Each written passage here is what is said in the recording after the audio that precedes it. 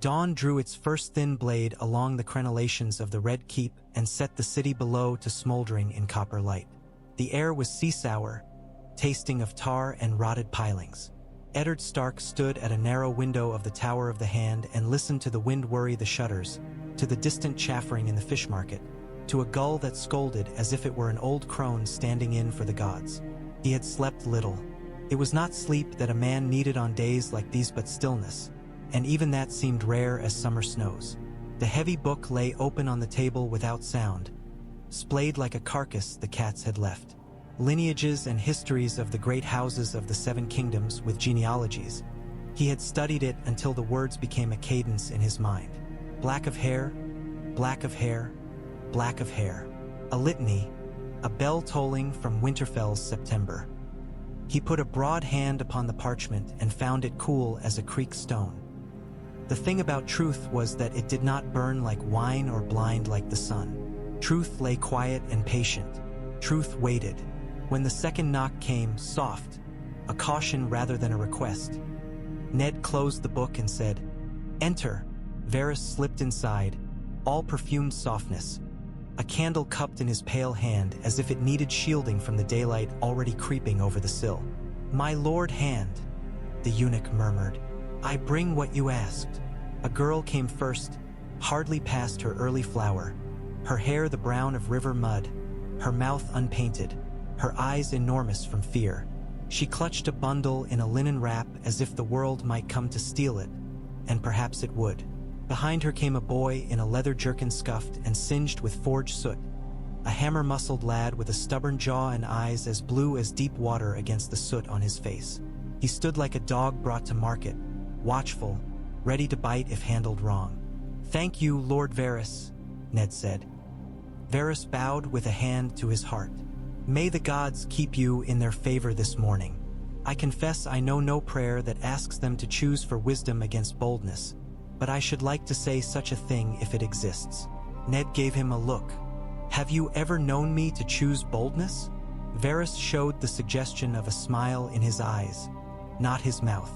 "Once or twice, my lord. This morning would be a third." The girl hugged her bundle closer. Ned came forward and bent his height gently toward her. "What is your name?" She swallowed. Hagen, my lord." The name came out small but steady, and the baby in her arms stirred and peeped. A soft sound, not a cry. "Your child," Ned said. "What is her name?" "Bara," the girl whispered. She's his. "Roberts." The whisper trembled, as if speaking the name were a treason that might cost the infant breath. Ned nodded and looked from the baby to the boy. "And yours?" "Varys told me you are an apprentice to Tobo Mott." "Gendry," the boy said. He squared his shoulders, trying to make brawn into armor. "I don't belong to no one. You belong to your own self," Ned told him. "It is more than many can claim in this city." He saw Robert suddenly at 16, laughing in the frost at Winterfell's yard, a boar spear over his shoulder, a black curl fallen on his brow, eyes sky-bright, voice like a drum. He saw him again on the King's Road, barrel-chested in purple velvet, drunk and roaring, ready to smash today for the fun of seeing tomorrow's pieces. How could both men be the same man? How could he have followed one into the south and then served the other at court? Varys set his candle down. "The city watch have been given their orders. They will keep the peace in the hall, such peace as can be kept with swords and pikes. I make no promises for hearts." "You promised me the High Septon," Ned said. "You are protector of the realm by Robert's own hand," Varys said mildly. "You summoned him and he came. He is reminding each god that he will be seeing them all together if this morning goes poorly." Ned nodded once. He did not want a god at his shoulder, only plain men, and some of them were the hardest to keep. He turned to the table and lifted the book. It was heavier than he expected. Truths often were. He tucked it under his arm and motioned to Tomard and Desmond. They were quiet men out of the north who had survived on silence and certainty. They took station beside the door with faces set and hands idle. The boy Gendry watched the movement of shoulders and hips with a smith's animal sense. Hagen only rocked and shushed, eyes flicking to each sound, as if fear were a draft under a door. "Your friends in the black," Varys added, "have come with you as well. The Night's Watch is neutral in the quarrels of kings. It has about it a sanctity that even fools respect and villains pretend to. Yoren is in the hall with his recruits. A rough lot, but his black cloak is plain as a drawn line." Ned breathed more easily at that. Yoren had hair like a thicket and a temper to match, but there was no better man to stand in a doorway and say no. "Is it to be this way?" Varys asked after a moment. The eunuch's voice, for the first time, carried something like yearning. "Is there not a quieter road?" "There's no road that does not lead somewhere," Ned said, "and I have no more time to seek for another." He left the chamber. Boots thumped behind him, the huff of men bearing spears and shields, the soft whimper of a child and the iron click of a door latch. They went out into the corridor, where torch sconces smoldered though day had come, and down into the stair. The red keep stones were warm already from remembered sun, and the iron torches smoked around them as if the dragons had only now passed.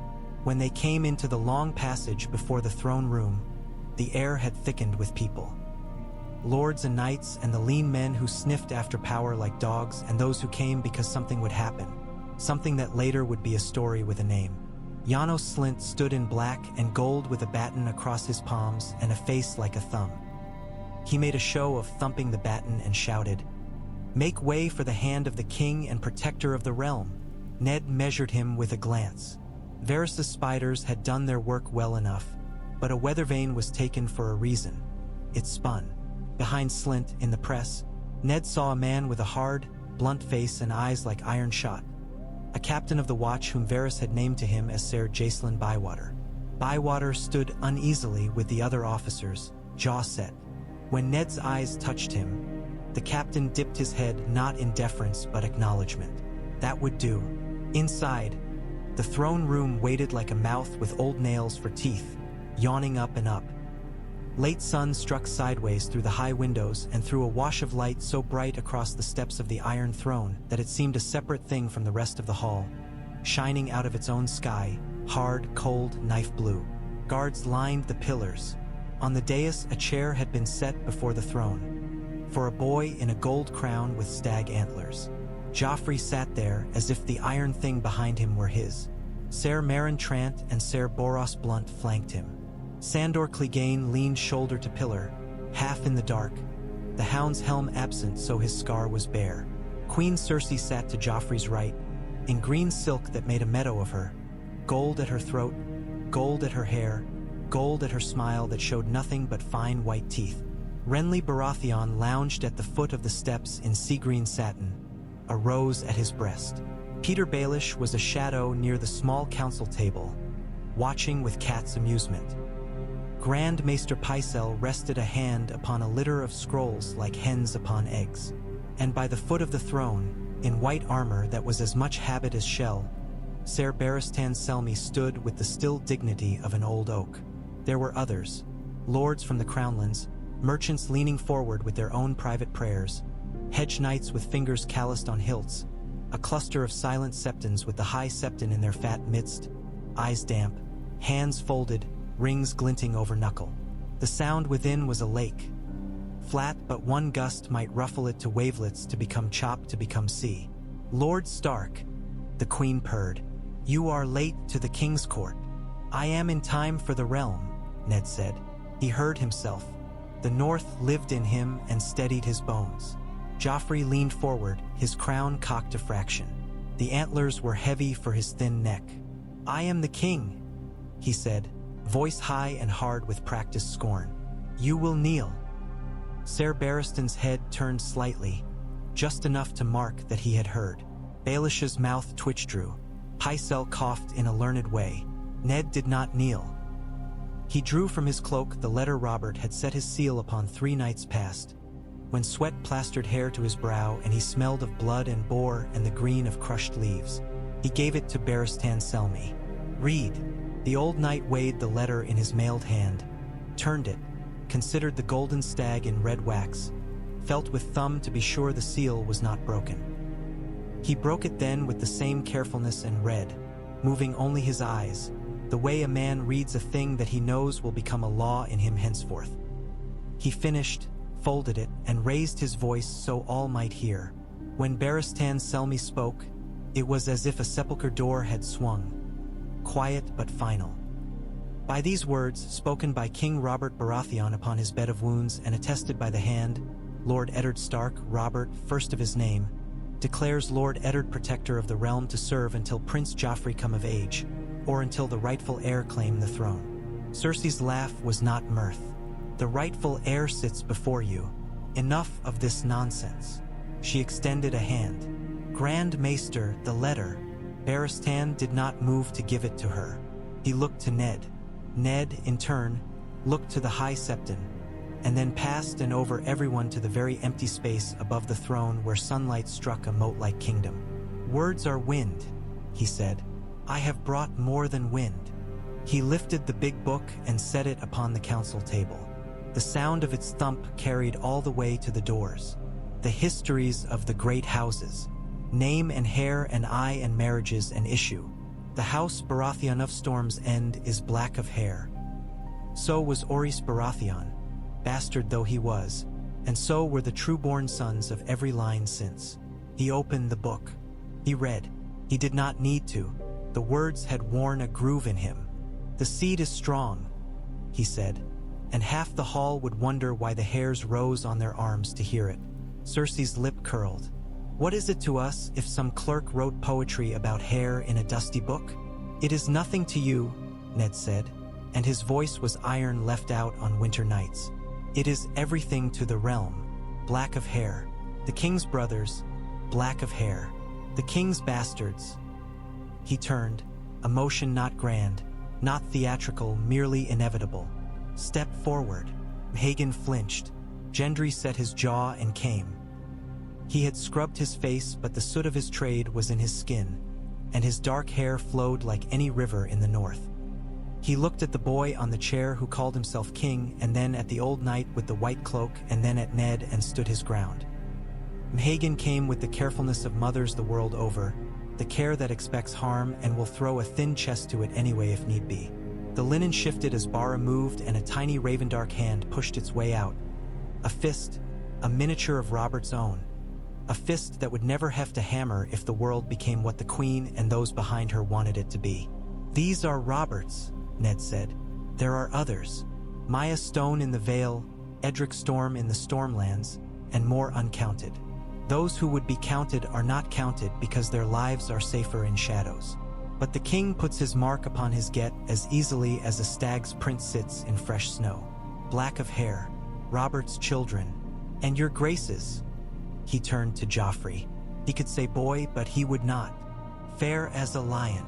Cersei rose so swiftly her chair knocked to the floor in a clatter. You will not. I will, Ned said, before gods and men. He looked at the High Septon. I ask the gods to look upon this. I ask men with eyes to look. I ask those who put oaths above ease to remember. Renly's face had lost the easy mockery. Something like sorrow crossed it. Baelish, very still, was smiling an inch with the corner of his mouth. Varys's hands were folded inside his sleeves, one thumb stroking the other. Sandor Clegane's head tilted as if hearing a distant hunting horn. Pycelle made a show of harumphing. Hair may be a sign and nothing more. Such accidents of nature. In books, Ned said, accidents are recorded when they happen. How often you may find a golden-haired barge floating in a river of black. I have looked. You looked for what you wished to find, Cersei said in a bright tone, like a knife laid against a throat companionably. Whispers fill your ears. You make a neat little tale, and you think to shame my son. He will be a better king than the drunken lout you served.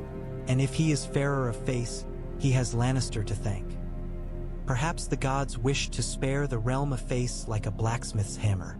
Gendry took a step, outrage red and raw in him. Ned raised a hand. Peace. Joffrey's mouth had gone hard. He looked at the baby as if it were a rat brought into a feast. Take them away. I'll have their hands. No, Barristan Selmy said, soft as falling ash.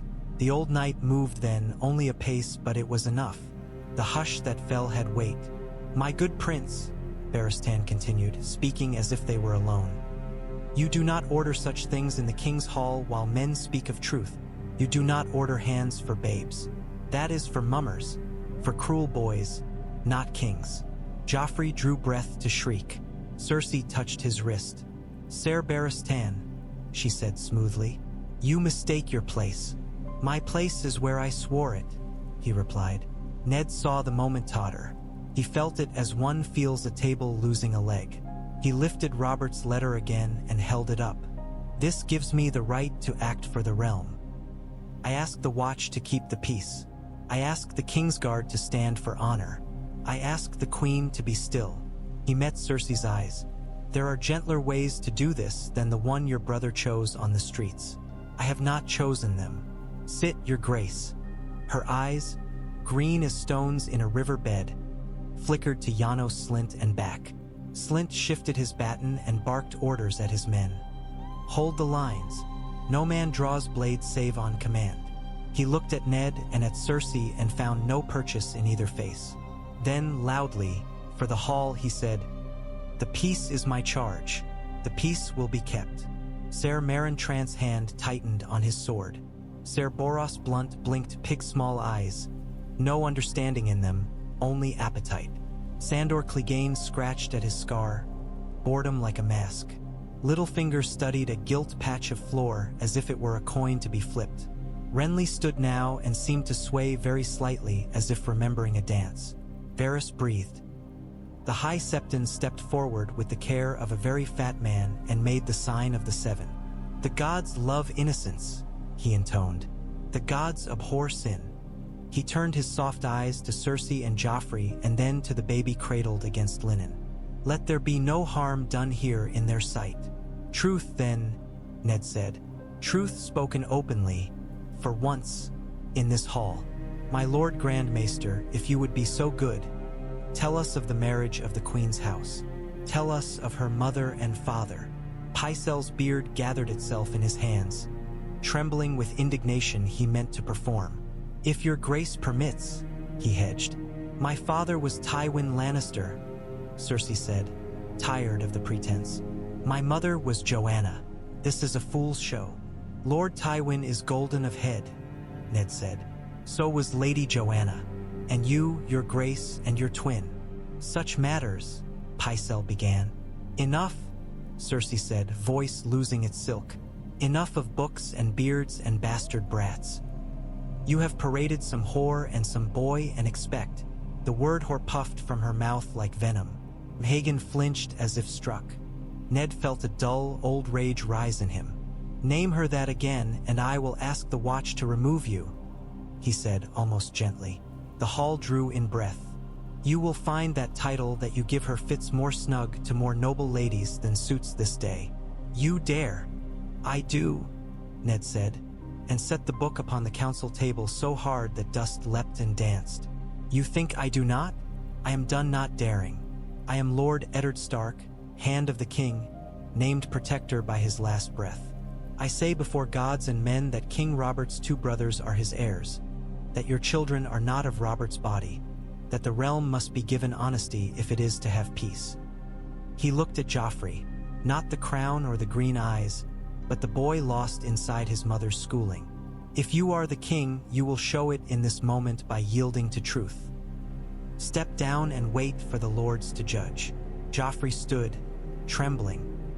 He looked at all the faces, some hungry, some fearful, some annoyed with a morning wasted. He took a breath. "Seize him," he screamed. "I am the king. Kill them all." His Varys lantern voice went thin as it climbed the stones. Meryn Trant moved, finally. His sword rasped from the scabbard. "Ser Meryn," Barristan Selmy said, and there was pity in it and command. He stepped into Trant's path with a white sword that was living history. "No." Meryn hesitated. He had been in the Kingsguard long enough to know what a man was against him. Ser Boros shifted weight, uncertain, eyes gone to Slint as if to ask where the meal lay. The city watch stamped halberds. Yoren moved his mass of recruits into a black eddy by the door, and their very unloveliness made them like rocks in a current. Men flowed around them and would not break them because the Night's Watch was a line even fools did not cross in public. Ned said, "Sir Jacelyn Bywater." Bywater's voice was hoarse. "My lord, remove the Queen's attendants to the Tower of the Hand. With respect. No harm. The Queen will have quarters under guard and all courtesy. Prince Joffrey will have the same in Maegor's Holdfast. His person is not to be harmed. Any man who harms him will answer to me and to the headsman. Ser Barristan, take 2 of your brothers, Ser Ares Oakhart and Ser Preston if you have him, and see to the prince's safety." Meryn Trant and Boros Brunt shifted like oxen denied hay. Barristan sheathed his blade. He did not look at the Queen when he said, "Ser Ares." The youngest of the White Cloaks came forward, face pale, lip caught between teeth, and nodded. Ser Preston was not in the hall. He was with Tommen and Myrcella at the castle schoolrooms. Barristan turned to Sandor Clegane. "Hound," he said, not unkindly, "you guard the boy better than any of us. See him safe to his chambers." Sandor looked at Joffrey, at Cersei, at Nederst. He bared his teeth at nothing and said, "I'll keep him from the knives if he keeps his hands from foolishness." "This is treason," Cersei said. "This is violence against a queen and against. This is peace kept." Janos Slint trumpeted, finding his cue. "No swords. On my honor as commander of the watch, no blood will be spilled this morning. Lord Stark will do as you say." Something unspooled in the room then, a loosing of a breath that had been held long past comfort. The High Septon whispered prayers and lifted his hands as if to catch them. Littlefinger clapped once. Could have been sarcasm. It could have been admiration. Renly exhaled and came to stand beside Ned. And for once there was no jest in the younger Baratheon's eyes. Gendry did not look away from Joffrey as the Hound led the boy out, White Cloaks bracketing him. He looked long, his mouth set in the shape of a vow he did not yet know the words for. Mhagen's baby mewled, a tiny fretful noise, and Mhagen rocked, and the hall watched her as if they had never seen a mother before. Cersei stood like a green blade and did not bend. When her attendants moved to her, when the watch approached with as much dignity as could be mustered, she looked at Ned with such hatred that he thought if hatred were flame the whole city would have burned. "You think you have one," she said. "You have only taken the first step into a mire that will drown you." Ned did not answer. He turned instead to Varys.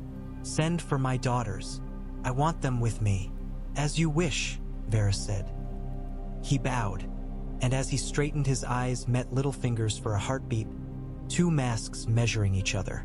The hall broke apart by inches, in murmurs and eddies and small men trying to make big men remember their names. Ned left with the book under his arm and the calmness that comes after a battle where no blood was drawn and yet wounds were made. The day had thickened toward heat. Outside on the steps he halted as someone tore toward him crying, "Father!" Sansa hit him like a burst of summer scent, her hair streaming, her eyes wide with hope and hurt twined. She had grown thinner since they came south. The city did that, picked at you with 10,000 little fingers until you were nothing but seams. They say terrible things, Father. The Queen. What did you do to the Queen? I did nothing to her, Ned said, and thought how cheap a refuge truth could be. She will be kept safe. Joffrey too. Sansa's hands clutched his sleeve and tugged like a child who had lost the proper way to beg. Joffrey is a good prince, she whispered urgently, as if keeping her voice small might keep the words from the ears they would offend. He will be a good king if he has wise counsel. If you would only tell them you were mistaken. Ned looked at his daughter and saw cat's eyes in her, and a softness that could be cruelty to her if no one shielded it. He felt tired to his bones. Sansa, he said gently, you are a sweet girl, but kings are not made by counsel. And I was not mistaken. She made a sound like something tearing, then clamped a hand over her mouth. She would not cry here on the steps like a fishwife. She had learned that much, God's help them. May I see him? She asked. Please. When he is lodged, I will ask, Ned said. You may speak to him when it is safe. It is not safe now. He felt eyes on them. Renly lingered at the edge of the knot of men with the easy look he used when he wore worry beneath. Baelish's mouth had gone to its little knife smile. Varys was simply there, near enough to catch any word dropped, too far to be accused of listening. The city watched always. Arya came more quietly. Syrio Farrell walked behind her with fluid steps and a face that made you believe there were no swords in the world. Arya held needle in her hand and did not bother to hide it. She had a smear of bread on her chin and a scab on one knuckle. Is it true? She asked at once. Did you tell them about the book? I did, Ned said. And did you show them the bastards? She asked much too loudly, and Sansa flinched as if the word itself were a blow. Are we going home now? In time, Ned said. Soon.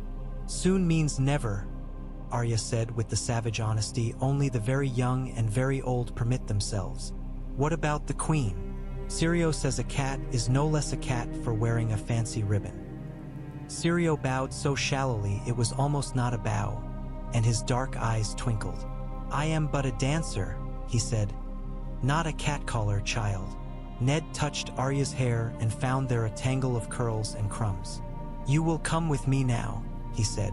Stay with Desmond and Tomard. Do not leave my sight. He looked at Syrio. Your lessons will do her more good than any prayer, but for a time.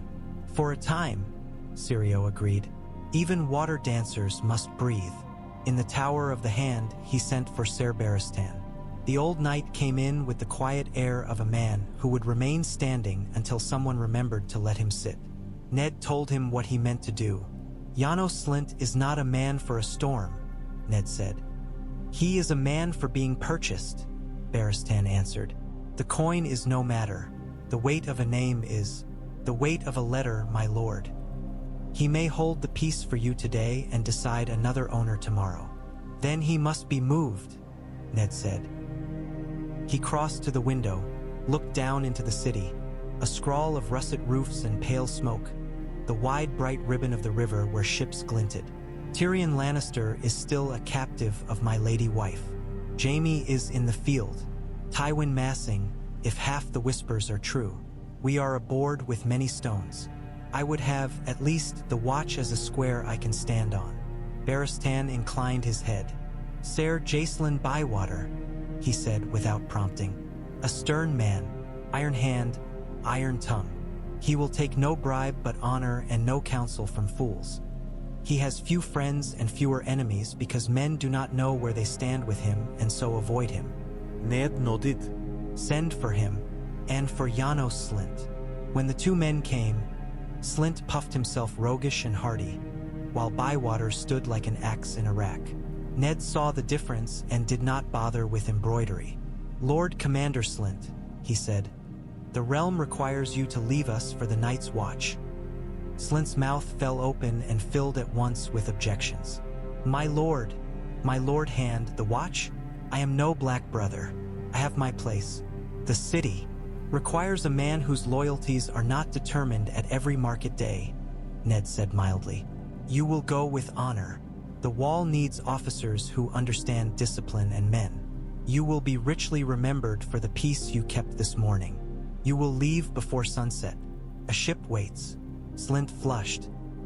He looked to Littlefinger, who had not been called but who arrived as if summoned by anyone's need.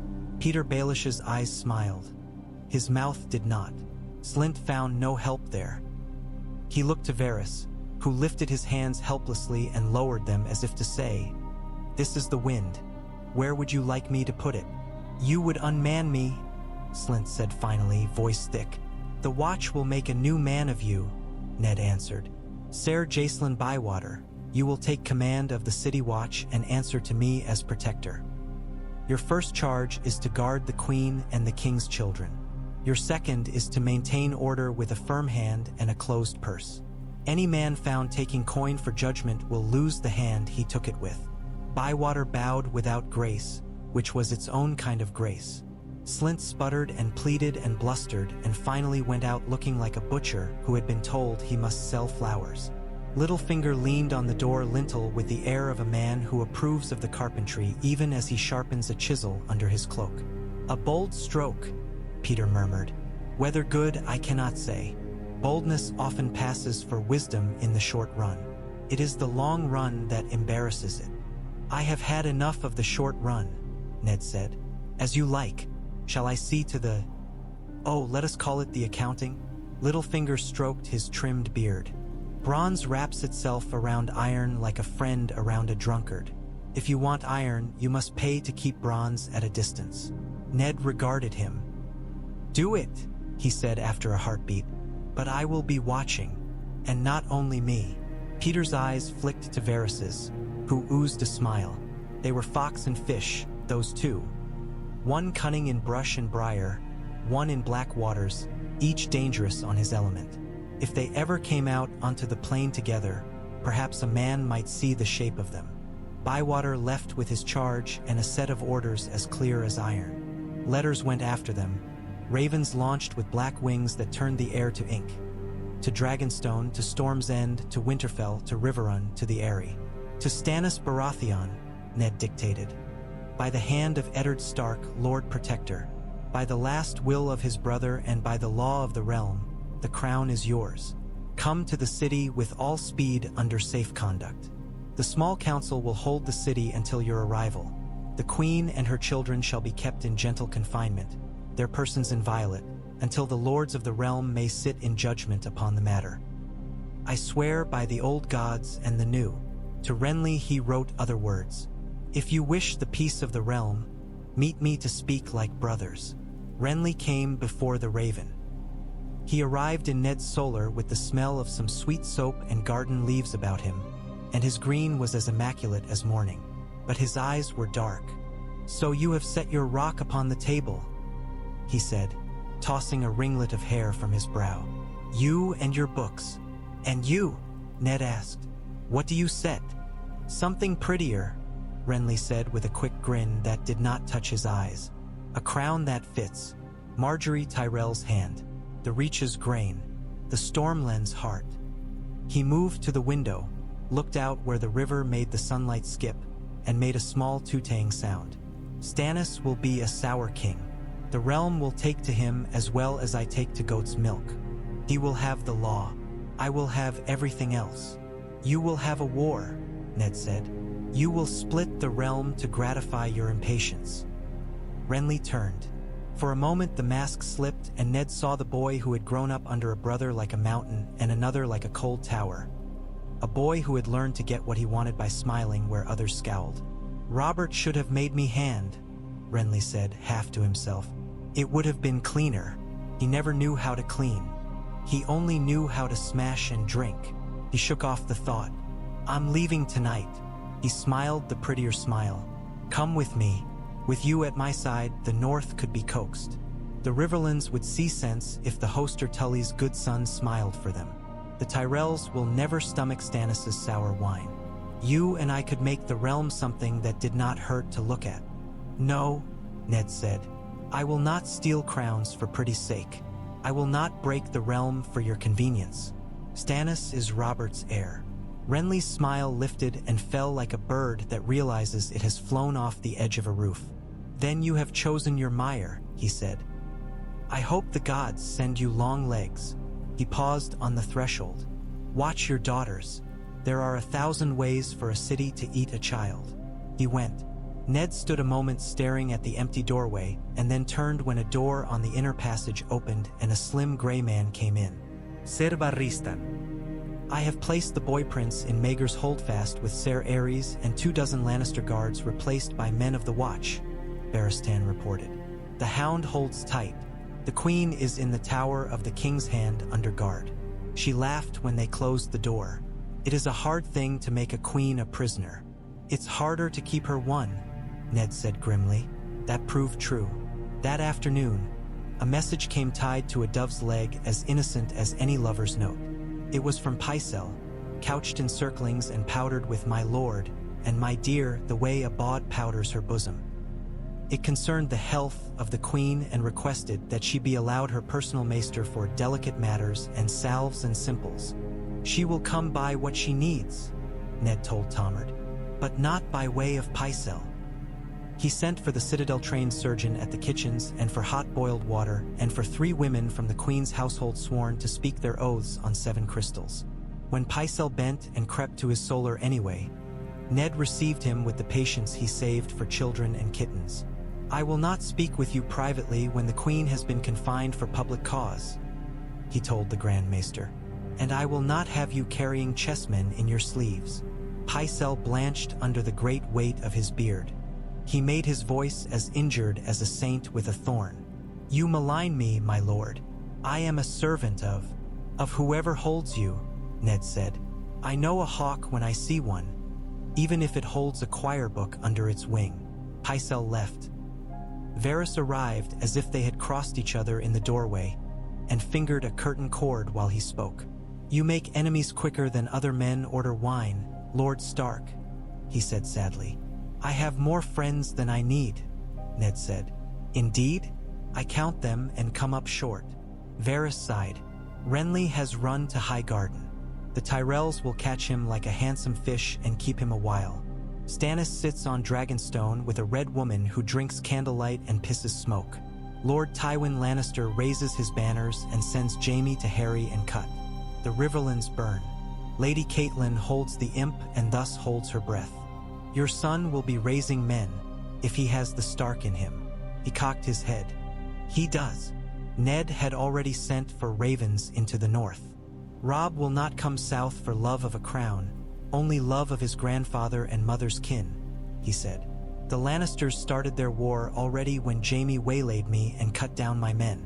That war will be answered. So it is war, Varys murmured, as if tasting a stew and finding in it the very spice he had thought was missing. It was always war, Ned said. We are only done pretending it was not. The day lengthened. The city concerned itself with bargaining for bread.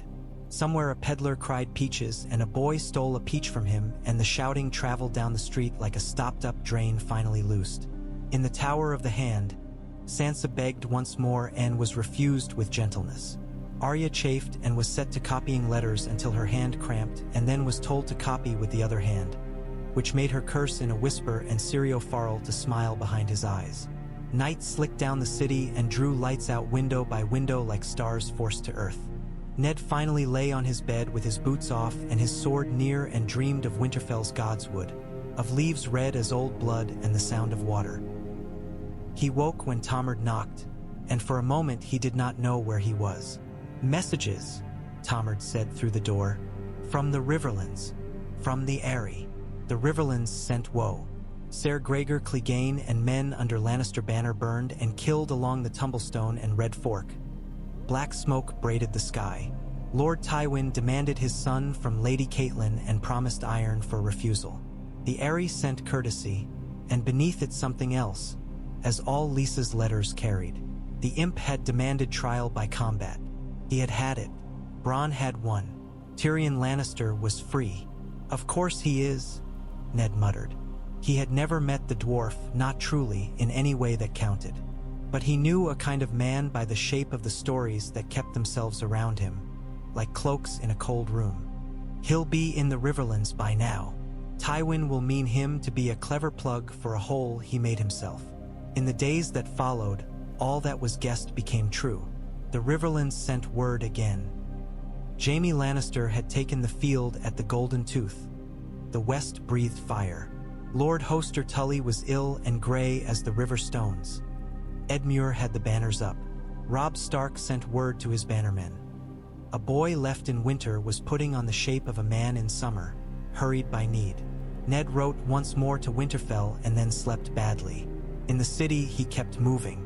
Bywater turned the watch into a thing with backbone. Loiterers were whipped instead of bought. Men learned quickly not to sell bread twice or take money to keep a street safe and then absently forget. A few cried that they were made an example of. More learned that examples went both ways, and that a man who did his work kept his head. The worst of the Queen's creatures were removed from their places. The worst of Ned's, too, for there were men who had learned to step light around northern frost and thought to scratch their itches under summer's skirts. Barristan never smiled, but he stopped looking like a man who had to hold up a wall a minute more before it fell. Littlefinger paid the watch from coin found in hands that quailed to be pried open. And when he failed, Varys found a door that opened into a room where coin lay in chests as if shy rabbits had been trained to sit still. The Iron Throne's debts did not shrink. They simply took a breath and waited to grow again. Ned went once to see Cersei. He did not relish it. Guards posted outside the chamber stood as if there were a lioness on the other side of the door. There was, "You come to gloat," she said. "No." "You come to plead." "No," he took the chair that had been set out, uninvited. "I come to tell you what I will do. I will keep you safe. I will keep your children safe. I will send you to Casterly Rock when the lords have judged, or to Old Town, or to a mother house if you will have none of that. I will not parade you naked for the crowd to throw dung at. I will not chain you in a cell. I will not make you drink lies to vomit truth. I will do none of those things. I will give you dignity." She laughed at him until the laugh cracked and showed the bone. "You don't know what dignity is to me," she said. "You never knew. You think honor and dignity are the same thing, as if words could be stacked like logs. Do you know what you have done? You have told the realm a tale. Do you think they will all listen, all repeat it kindly, all take it into their houses to be fed and kept? A tale like yours breeds other tales. Men will make it into a song. Boys will fling it at my son like dung on a wall. And Tywin Lannister will grind you under a heel he polished before you learned to tie your boots." "Your father taught me how to tie my boots," Ned said dryly. "I remember it yet." He stood. "End this if you can, Lady Lannister. Tell Tywin to keep his men out of the Riverlands. Tell Jaime to come to court and answer for what he did on the city street. Tell them to obey the law." "Law?" she said softly. "The word tastes so pretty in your mouth." She looked him in the face, into him, and she smiled. "We have both sat beside kings. We know what makes law in the end." "The sword," Ned said. "The sword," she agreed. "You have taken my sons. I have not lost mine." When he left her, he felt dirted somehow, as if he had walked through basted grease in some street of silk cookshop and could not clean his boots on honest grass. He scrubbed his hands as if the stain were there. It was in the mind. There was no soap for that. The first time Sansa went to see Joffrey, she came back quieter. He had not let her close. He had spoken to her as if she were a petition. He had told her that when he took back what was his, he would make her watch while he put heads on spikes. He had said the words with that particular relish cruelty wore when it had been taught like a courtesan's trick. Sansa did not weep. She ate soup slowly and then stood and went to bed. Arya watched her like a hawk from the rafters of her own thoughts. Syrio Farrell taught Arya to walk without being seen downstairs that screamed for anyone else. And that's what Arya did as the city slept. The first meeting of the small council after the morning in the throne room was a theater in which each man pretended to have forgotten lines he never learned. Pycelle coughed. Littlefinger smiled. Varys sighed. Barristan stood. Ned's chair creaked. D as if it too bore weight. They spoke of bread, of ships, of the smashing of the street of flour by a cart whose driver had fled, of the price of candles. At the end Varys said, "Lord Tywin is at the Green Fork." "Then he is at war," Ned said. "He was at war when his son took your men's blood," Barristan murmured. "Perhaps he has simply picked a field now."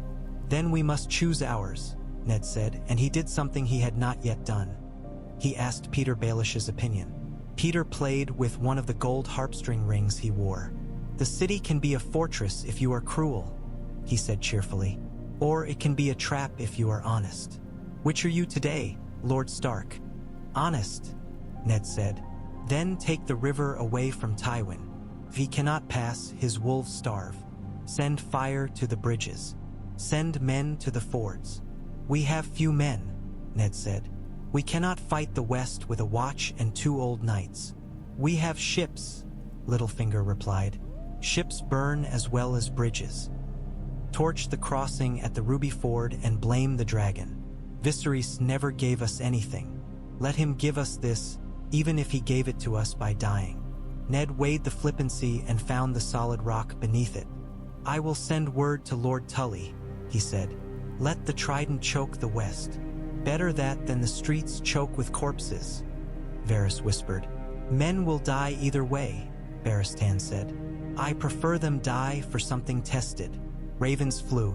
Gallows went up for men who tried a quick turn at treason. Fools were made to lie in the stocks for calling Joffrey king in the market. Not for the words, but for the coin they took to sing them. The queen's handmaid was caught with a folded note stitched into her sleeve. She swore she'd been given it by a girl who looked like another girl who was a friend of a guard. The guard grew wings and flew before morning, and the wings looked remarkably like a bribe and a fast horse. More bribes sprouted, fewer horses. Bywater's men learned to take what they found and break it carefully in the open. Stannis Baratheon's reply arrived 11 days after the day in the hall, borne by a bird that had pecked one of the rookery lads in the ear twice. The letter was as you might expect. Hard, flat, few words, each one wearing a steel cap. He would come with fleet and men. He would be anointed as was due him by the law of the realm, though he made no promises regarding fat men in crystals. He would bring order and wanted a list of the queen's creatures and of the others he might need in jail when he arrived. Ned read it thrice. "He means what he says," he told Varys. "He always did," Varys said. "An old-fashioned sort. If old fashions were believed in, men would be less ready to break new ones," Peter commented lightly. "Shall we begin to think what King Stannis will do with the likes of us? He will never laugh at my jests. He may not distinguish your little birds from rats, Lord Varys. He will think Ser Barristan a comfort and the rest of us bad habits. Then let us be useful," Varys said with a bland smile. "Let us be honorable," Barristan said to the heir to himself. Ned had the queen moved with her children to chambers overlooking the river. People behaved better when they could see open water. Sansa wrote a letter to Robb, but Ned did not send it. It was full of private sweetness and young pain, and he was too much a father to make it a bird for the whole sky to prey upon. He sent instead his own words to Robb and to Catelyn, and he heard in reply the thunder of the north. Robb marched with wordless banners. Word matters little once boots speak. He came down the King's Road with men like a wood come alive, with great John Umber laughing like a broken mill wheel and Roose Bolton calm as a winter pond and men from Carhold and Deepwood Mott and Widow's Watch. When the Raven told Ned that Robb had crossed the neck, Ned sat a while alone and tried to remember that the South had a sun and not only fires. Catelyn left Riverrun to intercept her son. They would meet at the Twins or at the Blue Fork if the phrase proved true. The gods rolled their bones in the dark. Tyrion Lannister reached his father with mountain men at his back, and the west whirled like a scythe. Lord Tywin would have rolled its wheat straight through to the Mander if the trident had not caught him. Bridges burned. Foragers went hungry. The Riverlands learned, as they always did, to survive while stronger men explained why they should not. Jaime Lannister struck at Riverrun and met more than he expected. Hoster Tully could not rise, but Edmure did. Brynden Tully, the Blackfish, took command of men like a man who had been born for rivers and found himself again. In the Whispering Wood, a boy who had been a lordling last harvest turned himself to a wolf long enough to take Jaime captive. When word of that came, Ned sat very still. He had hated Jaime once simply and purely. He hated him now in a more complicated way. A man in chains was a man in chains, and the North remembered the taste of it.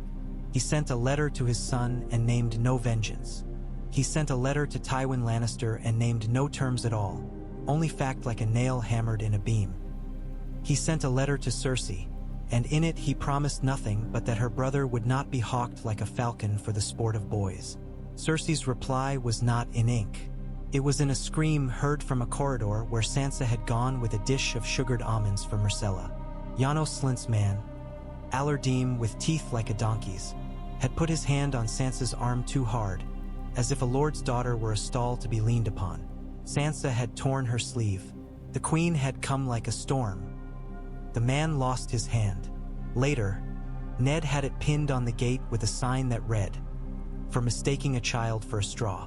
He heard afterward that Deem had bled like a pig and wept. If the city wanted theater, Ned would give it a morality play. "You are becoming clever," Littlefinger observed.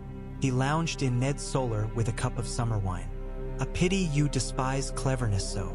"I do not despise it," Ned said. "I despise where it has taken men I have known." "Then aim yours at better targets," Peter said and smiled. "It kills fewer friends." Sirio left the girls for a day to go into the city to hear the water speak, as he put it. He returned with a sack of apples he had never meant to buy and news from the Street of Silk that the Queen had tried to send a child out in a cask of wine. Bywater's men opened the cask and found no child, only a wooden doll dressed in blue satin. Cersei had laughed when told of it. "There are more casks," she said. "There are more dolls." "Be careful," Ned warned Bywater. "A laughing lioness is still a lioness." "I have never hunted in menageries," Bywater said simply, and went about placing a guard in the brewery and another in the dollmaker's yard. Stannis' fleet came at last, prows like a school of sharp fish, sails dark and red in the dawn. The city gathered along the river to watch, making a breathless hush of the riverbanks that reminded Ned of winter mornings when the wolves rise and cross the white with such gliding silent motion that you forget to exhale lest they turn to smoke. Stannis came ashore in plain armor. His face was a knot the sea had tied and never bothered to loosen. Behind him, like a candle held too close to a tapestry, a woman with hair like a red banner walked with unholy calm. "Lord Stark," Stannis said. He did not bow, he gave a jaw. "I will be crowned." "You will be anointed," Ned said. "Then crowned, in the great September, before the realm." "I will be just," Stannis said. "Be merciful too," Ned said. Stannis' mouth considered the word like a bone without meat. "When justice is done, mercy may visit, if she has business." Davos Seaworth stood behind his king like a tree no wind would break. A common man with clever eyes and the steadiness of widowers and men who scrubbed decks at dawn. He watched the city as if it were a sort of sea he understood less and feared more. The High Septon coughed and huffed but came. Pycelle pretended to swoon and had to be propped up with two boys. Barristan marched. The white cloaks were out on the steps in a humble, unavoidable line. The lords of the Crownlands appeared in their best, their honest silk and their gilded lies. The Tyrells did not come, having wrapped Renly up and kept him far in the green. The Martells did not come, and the North and Riverlands sent tokens because their banners were busy running along fields. Ned stood to Stannis' left and held his tongue when the Red Woman slipped into the great September like a winter sunset. She stood near the back and watched with eyes that made heat of the candles. The High Septon raised the 7 oils and named the 7 virtues and anointed Stannis' head, chest, hands. Stannis bore it as if he were letting a man wrap cord around him and thus make him into something less unruly. The crown set upon his brow was antlered and cut to a hard light. Justice stood up and looked out through Stannis' eyes. Cersei did not attend. She could not. Joffrey watched from a balcony of Maegor's Holdfast, his eyes hot. His hands knotted so hard the knuckles whitened. Sansa stood beside him and whispered little prayers learned late and stumbled. Sandor Clegane breathed like a slow bellows and kept them both from foolishness by glaring at anyone who came near as if the whole city might be in arsonist's hand. Later, Stannis sat in the throne room and looked at the Iron Throne as if it were a badly made chair. "I have little patience for pageants," he said. "We will write letters. We will send men. The West must be broken. We can starve Tywin on the Trident if we keep the bridges down and the fords watched," Ned said. "Robb Stark is marching. Hoster Tully will not let the West in if the river does not. Let Robb Stark take the Westerling boy at the Whispering Wood, and we will have a hostage Tywin cannot afford," Stannis said. He turned to Barristan. "Ser Barristan Selmy, you will remain Lord Commander of my Kingsguard. Men say you are the realm's truest knight. Let it be so." Barristan bowed as if his spine had been made exactly for that angle. "I will, your grace." "Grand Maester Pycelle," Stannis said, flat. "You are old. It is time you remembered your books and wrote commentaries. Go to the Citadel. Request the courtesy of an emeritus." I will have a Grand Maester who does not fall asleep at council. Pycelle was not surprised. He made a show of it, but his watery eyes had already moved on. As your grace wishes, he murmured, and his beard trembled like a willow in a light breeze. Peter Baelish, Stannis said, you will continue as Master of Coin until I find something less corrupting than coin. Lord Varys, you will continue as Master of Whispers until I find something less treasonous than whispers. He turned to the Red Woman and did nothing so vulgar as frown, but something in him tightened. Lady Melisandre of Ass High, he said, you will hold your tongue in my city. The Seven rule here. Your god can sit on his fiery mountain and glare. The Lord of Light cares little for stones, Melisandre said softly. He is not a lord for cities, but for hearts. Then keep him there, Stannis replied. After, when the hall had emptied to whispers and the guards' footfalls, Ned stood a while with Barristan beneath the painted tabletop map of Westeros that someone had hung here, a poor thing compared to the table on Dragonstone. The paint flaked and made the fingers look like claws. I mislike the woman in red, Barristan said. I dislike many things, Ned said. I have learned to choose better enemies than women with candles. What did you make of Renly? Barristan asked after a pause. He will raise a crown from silk and smiles, Ned said. Do not get your foot caught in it. It may catch bigger prey than mine, Barristan said. We have set a lawful king upon the chair. That will not make men less greedy. No, Ned agreed. But the lawful king will not be greedy for them. The days that followed were like hammer blows. Tywin Lannister withdrew from the Green Fork, stung by gnats of a kind he had not imagined. Men who burned their own bridges for a cause and laughed while doing it. Raiders who knew the river like a story and knew how to end it in their favor. He fell back and skirted south to the Blackwater Rush, sniffing at the heart of the realm. Tyrion Lannister rode between his father's orders and his own sense, and sometimes they aligned, and then the west rolled like a wheel again. Renly proclaimed himself king at Bitterbridge. The Tyrells made a garden party of an act of war. Jests and little songs rippled out of that silk pavilion like fish glimpsed in dappled water. Witty things about sour kings and lawful kings and real kings smelling of roses. Stannis sent letters with his seal that said words as plain as a corkscrew. The realm yawned and chose. Ned met Renly once more, upon a summer road outside King's Landing, under a row of trees that threw long shadows in the late sun. They brought few men and many words. Loras Tyrell's face was a carved thing behind him, and the girl Marjorie looked like a boy's dream of summer. Come and bend the knee, Renly said, smiling. I will let you choose where you stand when I ride into the city. Stand on the walls if you like, Ned said. You are not coming in. Renly's smile never faltered. You are like ice in a cup, Lord Stark. Stubborn, and you make the drink something hard to swallow that I would otherwise gulp down. We are not boys, Ned said, and this is not a game. You split the realm to gratify your pride. Bride. Renly lifted his brows. Perhaps. Does not a crown sit better on a beautiful head? Would the realm not be happier to look upon me than upon Stannis's clenched jaw until their children are grown? A danseur in a silk yard makes prettier steps than a plowman. Which do you want in the furrows? Ned asked. Renly laughed, then grew serious. Be careful, he said, and his voice had no mockery left. There are shadows in your city, Stark. I see one behind your king. It burns. Torches, Ned said, though he saw Melisandre when he said it. That is not a torch, Renly murmured. He did not say what else it was. He did not have to. Melisandre's red smile shone behind the lids of Ned's eyes even when he blinked. Tyrell banners made a sun on the road when they turned away. In the deep night afterward, Ned woke to the smell of smoke. He rose, sword in hand, and found only a candle guttering.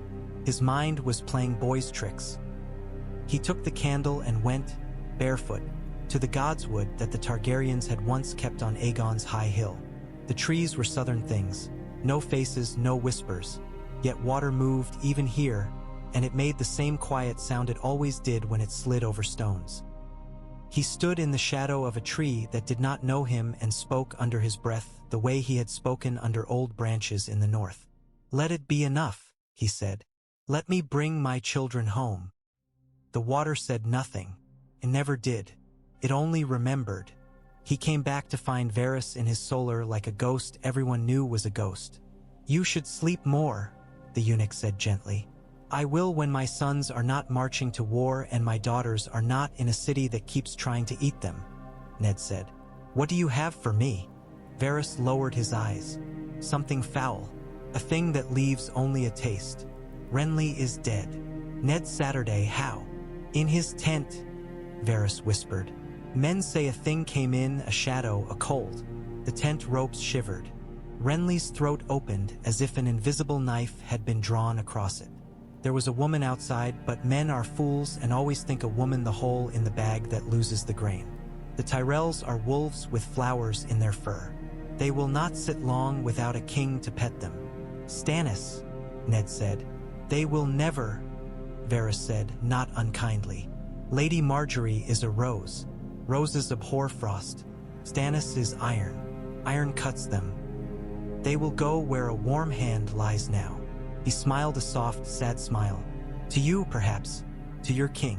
To a marriage that will let them believe they have not betrayed one summer for another." Ned thought of Sansa looking at Joffrey and making herself less each day so that he might be more. He thought of Robb bent over maps while boys his age had been bent over girls. He rubbed his eyes. "We keep to the law," he said. "And the law says Stannis." "The law does not woo," Varys said. "But it makes a bed a man can sleep in without rolling onto knives." They slept in it as best they could. The Tyrells came then like a tide that had decided to love this shore after all. They came with gold and grain and a soft apology that the realm had needed a story that did not end in a cold face and a clenched hand. They came with Marjorie and a list of conditions as long as a plowhead. Stannis bristled. He spoke of rotting flowers and spoiled milk. Davos sat with his king and said little and said much with his silence. "Let them bring grain if they must bring it," Stannis said at last, through gritted teeth. "I will not wed the girl. I will not send Melisandre away. I will not kiss their golden asses in the throne room." He fixed Ned with his stare. "You brought me here. You brought law. Keep it, or you will see what law looks like when men turn it over and wear the soft lining out of it." "We will keep it," Ned said, and went away hopeful and came back with very little hope. Men were not made to be kept by words alone. Tyrion Lannister came to the walls of King's Landing then with a white cloth tied to a spear and his small mouth full of large words. He asked only for his sister's children. He asked only for the right to leave in peace. He asked only for bread for those they sent away. "Ask only for your father to call back fire from the riverlands," Stannis said through Ned, because Stannis had less patience for dwarf parley than he had for fleas. Tyrion's eyes took in the walls, the watch, the new engines Peter had paid for with coins the crown pretended were to be used later for piety. His mouth made shapes that might have been laughter elsewhere.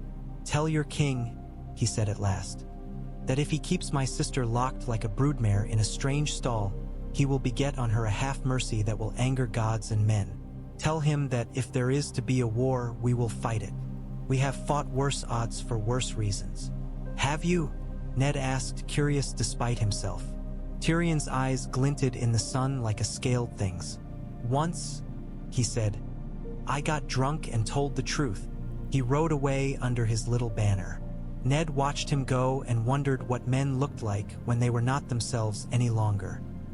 When they had been whittled by war into something more useful and less soul. He was not sure he wanted to find out. Day by day they held the city. The docks did not burn. The granaries were kept locked and opened by order and flour rations assigned by street and written in chalk on doors. Those who tried to cheat found chalk on their faces instead. Chalk that turned to irons. The queen tried twice more to smuggle messages in pies and once in a chamber pot that no man would search, except men under Jacelyn Bywater, who would search the undignified quicker than the dangerous. The last message went in the fire. The pot went after it. Cersei watched with eyes that made Ned feel as if he had taken food from a caged animal. He had done worse and better both. One afternoon, Sansa came to Ned with a look he had not seen before on her face.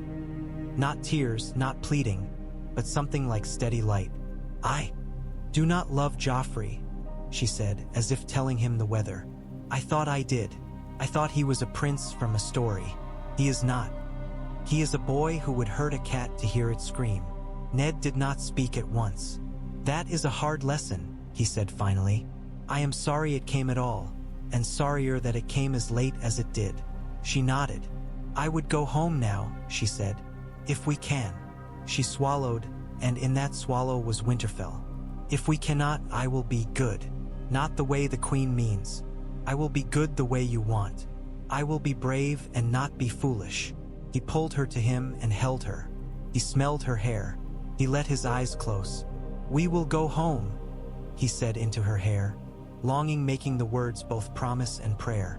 Word came up from the south that Tywin Lannister and his host had bent east. They would make for the Blackwater. They would make for the Heart. Ned and Stannis and Bywater stood on the walls together and watched the water as if it could give answers. "He will not come with a small hammer," Bywater said. "He will bring rams." "We have fire," Peter said behind them, light as smoke. "And we have water," Varys said. "Sometimes that is the same thing." Stannis turned to Ned. "We must fight them here under the city. We can choke the river mouths," Ned said. "We can drag chains." "I will not set wildfire loose in my city," Stannis said with iron in his voice. "We will not fling witches green at men and at poor fools in boats," Ned said, and found himself liking Stannis a little more than he had 10 words previously. "Then we must be men with iron," Stannis said. "We will take them on the mud." They took them there, on the muddy flats when the tide ran out and left behind a slick that made men slip and fall like boys at a pond. Tywin sent an advance of pikes and men with tower shields, and behind them the sound of lions coming as if a brass horn had been blown in the earth. The city stood on its walls and watched men in gold and men in plain steel make knots of blood in the shallow water. The Hound rode and cut and saved a girl who thought herself invisible. He took a cut for it and swore and said later he had done it because he hated men who laughed while they swung at small things. The King's Guard were white flags in a rain of mud. Barristan moved in that mess as if even mud must show him courtesy, and sometimes it did. Ned fought on foot with men of the Watch, his breath ragged, his knee a nettle knot when he twisted in the sucking earth. He saw men he had spoken to die and men he had sentenced to whipping fight like angels with filthy wings. He saw Tyrion Lannister on a shaggy red horse with wild men around him, and for one bright moment the dwarf's face was the savage delight of a boy who had done something he had always been told he could not and found he could. Then the river came back. Tide cannot be commanded. It took the dead and the wounded and the proud and lifted them with one wet hand. Men stumbled and slipped and drowned in water shallow enough to kneel in and pray. Tywin sounded the horns and drew back from a city that would not be taken in an afternoon. "You see," Stannis said, breath smoking. "Mud." They went back to the walls blown hollow with exhaustion. Women had tubs stood ready in the square and men went to the tubs like horses to a trough and stuck their heads in and came up sputtering, eyes clear again. The city breathed. Then it cursed because bread never arrived when men thought to eat, and cries went up because there were always thieves who pretended to be bakers and bakers who pretended to be thieves. Life resumed its list of demands. War withdrew to its tent like a sulking lord and planned for tomorrow. The next day brought a raven. Jaime Lannister had been set under guard in Riverrun's chambers as if he were some lord. He was not paraded. He was not abused. He was not brought to King's Landing to be made a show. Tywin Lannister, reading the letter that said so, crushed a cup in his hand and bled onto a map. Men who held his tent's ropes spoke later of how the ropes went taut as if something inside had swelled to the size of the tent and wished to break it. Tyrion drank that night and did not tell a joke for once. The mountain men ate whole hares and spat the bones as if spitting wisdom. Far on the other side of the lines, a boy with mud in his hair wrote to his mother that war smelled like iron and shit and that he would come home when he had broken something that did not yet have a name. In the Tower of the Hand, Ned and Stannis spoke in low voices while the candles burned down. We have bought a respite, Ned said. Not peace. Peace is only bought by the ruin of one side, Stannis said, or by justice. We strive for the second if we can. Justice will ruin someone, Stannis said without heat. Perhaps that is why men do not love it. Perhaps, Ned said. He poured wine and found it tasted like blood anyway. It took 3 more pushes before Tywin admitted what the river had already told him. He would not take the city by starving and striking alone. He drew back to the west, his lines snarled by raids and cut-off wagons and by the iron certainty that men like Bywater wielded when discipline becomes a tool a city chooses. The Tyrells moved with bridesmaid grace to the border of neutrality. They did not love Stannis, but they loved a city that bought their grain without ordering them to set their fields afire.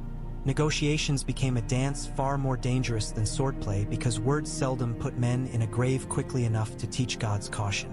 Ned found himself liking Davos Seaworth more and more. He was the only man in the room who smelled of tar instead of perfume and who asked how the bakers' ovens were stacked before discussing which lord should be flattered. It was Davos who came to Ned one evening, the sky a single sheet of iron, and said quietly, "Your Grace trusts in justice. I trust in boats. If we want this peace the way you want it, we will need to pay for it with something dear." "The Lannister children?" Ned asked at once. "No." Davos shook his head. "He wants your name." He looked at Ned's face for the flinch and saw it. "You have held the city for him. You have made him what the law says he was. He must make you what the men say you are or someone else will. What am I? The one who kept children safe from the headsman while men argued about what to carve the headsman's axe from." Ned sat long that night. He thought of guile and honor and of all the roads he had walked that had led him to the city he hated and held. He thought of his father and the smell of snow and a boy's trust in the shape of the world. He thought of Kat, of the day she would come down some road with wind in her hair and tell him something he did not deserve. He thought of Sansa and Arya asleep in a chamber that looked over black water. He thought of Robb with mud on his boots and the way Bran had smiled when he first shook a seedling loose of the earth, and the way Rickon had cried when a wolf had been taken from him, and the way Jon had gone silent when the night had called his name. He went to Stannis and said it plain. "Give me leave to take my daughters and my house north when this is done. Give the Riverlands relief. Give Robb Stark the right to sit as warden and not as king. I will serve until the war is made into peace. Then I will be gone." Stannis considered. His face did the work his mind did, slow and hard. "I accept," he said. "We will need you while the Tyrells decide whether to kiss me or bite. After that, go back to your snow. The realm will poke its own fires." Ned nodded. "There is one thing else." "No, you do not know what it is. I know I will not like it." Ned almost smiled. "Send Cersei west.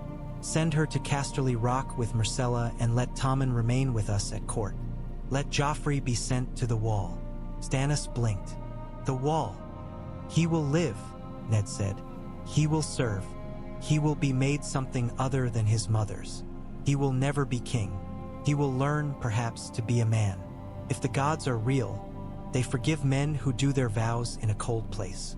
"It is more mercy than I would have given," Stannis said. "It is just," Ned said, and believed it, and so it was done. The lords of the realm were made to sit in judgment in the Great September. The High Septon dripped oils. Cersei Lannister stood in green silk and sneered. Littlefinger watched from a shadow and flicked dust from his sleeve and smiled, as if at the memory of a joke he had told to a girl once. Varys dabbed at his eyes when the people murmured, and who could say if it was real? Barristan stood straight and made men remember why they had wanted to tell their sons about knights. The lords judged as they were led, by law and by expedience. They stripped Joffrey of place and rights and named him for the Wall. They named Stannis Baratheon king. They sent Myrcella west with her mother and a guard who had Jacelyn Bywater's eyes in their heads. They kept Tommen where they could teach him to grow crooked less quickly. "It will not end war," Varys said afterward, walking with Ned along the long gallery where Targaryen kings looked down with thin disdain. "It will only change the songs. Then let them be songs men can sing without spitting." Ned replied. He watched the ship that bore Cersei east around the arm of the harbor and then west against the wind. She stood on the deck with hair unbound and looked back long and would not weep, not while there was even one pair of eyes on her. Myrcella stood beside her, a brave girl who asked once what the rock looked like, and Cersei said, "Like a mother who never tires." And the words surprised her because they were true and she had not meant to be true. Joffrey stood before the wall like a small prince from a fable who had lost his way, and Lord Commander Mormont squinted at him and said, "We'll make something of you if it kills you." And Joffrey laughed a sharp, strange laugh that sounded like fear learning to be courage and said, "You will not kill me. I refuse." The wall did not answer, not even to that. It never did. It only stood. Robb came at last to King's Landing. Not with banners bright, but with mud still on his boots and a little more height and something in his eyes that had not been there when he had left Winterfell. He saw his father and they did not embrace at once because there were men watching. Later they did, and Ned held his son and felt the stiff places where mail had rubbed him and thought, how can the gods make boys in wars and put them in the same world? Catelyn came to the city with river dust in her hair and kissed Ned where men could see and then kissed him where they could not. She took Sansa's hand and looked upon her face as if counting all the places sorrow had smoothed it and made it older, and then she took Arya's hand and said, "You have grown, little wolf," and Arya wrinkled her nose and said, "I don't grow, I sharpen." And Cat laughed and wept at once and told her she loved her. They went to sit in a room and speak like women do, with their hands and their eyes and their memories. Tyrion Lannister came under a white banner to collect his sister for the road west. He looked around the throne room as if expecting someone to leap from behind a pillar and accuse him of being himself. "You have made a cleaner mess than most," he told Ned. "My congratulations. It will not last," Ned said. "Nothing does," Tyrion replied cheerfully. "That is why men marry and build. That is why others tear down. Keeps the taverns busy." He glanced at Stannis, who stood at the foot of the throne like a hard lesson. "He will make you happy, this king of yours. You will spend half your days saying no to him, and he will sleep like a baby." "Some men like babies," Ned said. "I like them well enough," Tyrion said, "especially when they're not mine." Cersei passed him as if he were no more than a patch of shade. "I will not forget this," she told Ned. "When men sing of your honor, I will remember the day you paraded a whore and her brat in a hall and let the realm laugh at a queen." "The realm does not laugh at a queen," Ned said. "It laughs at the lies we told it." "Do not pretend you did not enjoy it," she sneered. "You killed Jaime in a paper court. You took my son from me. You call it justice because you like the taste of the word. One day you will find that you have been drinking poison." Then she was gone. Ned watched the ship bear her away and felt only tiredness, the kind that reaches down behind the knee and tugs when a man goes upstairs. He went to his chair and sat and laid his head in his hands and slept for a while sitting up because fathers and hands and protectors do that sometimes when the sea is quiet for a moment. Time made itself into a rope again and pulled men along. Stannis ruled as Stannis did, with hardness and fairness and a lack of warmth that made other men warm themselves beside their own small fires. The Tyrells proved cleverer than Stannis had given them credit for. They gave grain when the city gave them respect and asked little else besides the right to boast. The West licked its wounds and watched with the eyes of a cat too stiff from a beating to pounce. Bywater hammered the watch into something men saluted because they wished to and not only because they feared to. Barristan trained the young knights and made some of them into men who did not immediately think of glory when they thought of swords. Davos learned to enjoy the sight of a city that did not burn each day. Melisandre watched the godswood at night, and sometimes Ned saw her there and thought of old gods and new gods and the third thing that looked like neither and smelled like smoke from distant fields. One evening, as the sunset made the river a red ribbon and the city's laughter rose in little knots from taverns and courtyards, Ned took Sansa and Arya to the walls and let them look north. "It is that way," he said. "We will go home when a thing I have promised is done." "What thing?" Arya asked, suspicious at once. "I promised a man he could be king without being a monster," Ned said. "That is not a thing you can promise," Sansa said softly. It is a thing you can ask the gods for." "Then I have been a suppliant without knowing it," Ned said. "When it is done, we will go." "Will we take Needle?"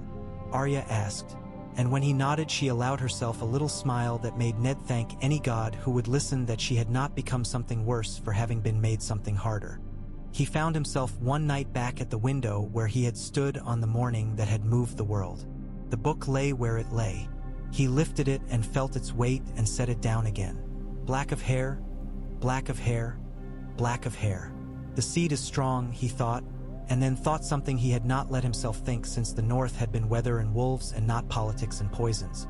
The seed is strong, but the soil matters. Lay a strong seed in stone and it will not sprout. Lay it in good earth and it will become a tree that will challenge the sky. He went to bed and dreamed of Winterfell. The wolfwood was deep. The gods would whispered, the leaves red as blood that is not spilled. He woke to the sound of nothing and the knowledge that tomorrow would bring everything again. The city, the river, the letters, the hands that wanted to take, the hands that had learned to give. In the morning he rose and went to work. He had set the truth in the hall before the swords. He had kept children from the axe. He would take his daughters home when the realm was a thing he could leave without guilt. He put on his cloak. He took his sword. He went out and the air was cool and the stones smelled of old sun. And the city, for once, did not feel like an animal that ate its own. It felt like a thing built and held, and the river made its old sounds as it went by, and men shouted bargains, and a gull laughed like a woman who had found a lost coin. The day he stood before the gates of Winterfell again, with Sansa and Arya riding either side of him and the wind smelling clean as a new cup. He thought of the hall and the iron and the book, and he said under his breath, "The seed is strong," and felt the old gods and the new listen and say nothing, which was the only answer he had ever trusted. The ravens carried other songs south. They told of a king who was not loved but obeyed, and a city that did not starve and a watch that watched. They told of a queen who spoke with her father through a slit in a door in a rock, and a young man on a wall who learned slowly and then all at once. They told of a boy who had been a wolf and became a man and put his sword down and took up a quill and signed a peace into being by deeding land that his pride had once told him to clutch. They told of Lannisters and Tyrells who learned to barter, and of a red woman who watched a fire on a mountain and saw something in it that made her smile and then turn away. In the end, the realm did not remember who had carried the book or the baby or the boy with the hammer's hands into that hall. It remembered that there had been a day when truth sat down beside the throne and did not get up again, even when it would have been easier to leave. It remembered that a man named Stark had stood with a letter in his hand and a head as stubborn as the North and had said no to a thing that the world had been nodding along to for too long. And if the songs made him taller and his sword brighter and his eyes colder and kinder all at once, well, that was what songs did to men. They lay a strong seed down in soil that would keep it. Eddard Stark, in the quiet of a morning when the frost had drawn lace on Winterfell stones, walked in the God's Wood and listened to the water, and for once thought that he could put down the sword by the door and not flinch, that he could sit with Cat and learn which bread she had baked without bread women, that he could watch Arya disappear into the branches and Sansa make the hall kind, and that, when ravens came, he could read their words without feeling the world tilt under his boots. Somewhere far to the south, where the river summaried itself in shining runs and dark holds, a dwarf laughed, and an old knight polished a helm, and a king glared at a ledger that would not reconcile, and a woman with hair like a banner at sunset looked into fire and saw a man of ice who had once been fire and shook her head because prophecy was a road that never stopped turning back upon itself. The realm lived. The day the truth had been presented in the throne room had not ended war. It had only made men see where it began and where it must end if it was to end at all. The seed was strong. The soil was good enough. And for that season, in that country of stone and story, it grew.